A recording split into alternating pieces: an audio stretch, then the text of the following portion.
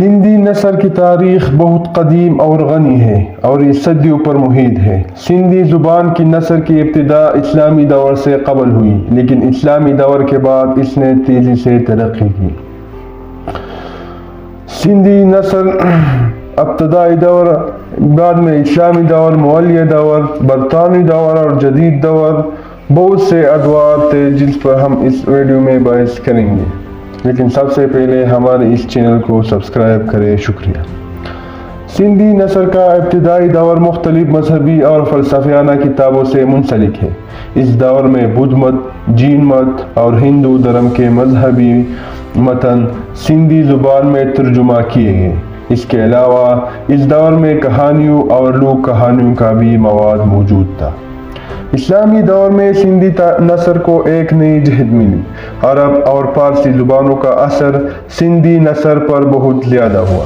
اس دور میں قرآن مجید کے ترجمے، احادیث کی کتابیں اور صوفیانہ ادب کا آغاز ہوا۔ علامہ قاضی قازم اور مخدوم نوحلائی جیسے علماء اور صوفیاء نے سندھی نثر کی بنیاد رکھی۔ مغلیہ دور میں سندھی نثر کو مزید ترقی ملی۔ اس دور میں فارسی زبان کے اثرات واضح تھے اور اس نے سندھی نثر کو ایک الگ اسلوب عطا کیا۔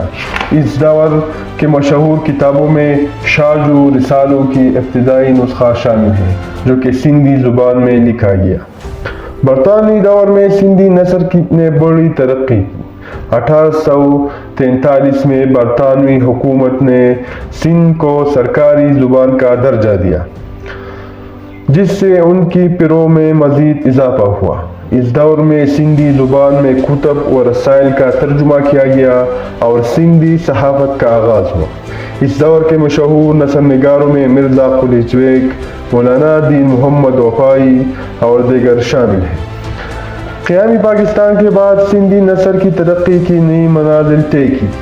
اس دور میں جدید موضوعات پر نثر لکھنے کا رجحان پیدا ہوا۔ سندھی افسانہ، ناول اور ڈرامہ نگاری میں نئے تجربات کیے گئے۔ اس دور میں مشہور ادیبوں جن میں جی ایم سید، شیخ ایاز، ابراہیم جویو، رسول بخش بلیجو اور دیگر شامل ہیں۔ حالیہ دور میں سندھی نثر نے مزید ترقی کی ہے۔ ڈیجیٹل میڈیا اور انٹرنیٹ کے آنے سے سندھی نثر کا دائرہ مزید وسیع ہوا۔ آج کے دور میں سندھی زبان میں مختلف موضوعات پر بلاگز، ویب سائٹس اور سوشل میڈیا پر مواد موجود ہے۔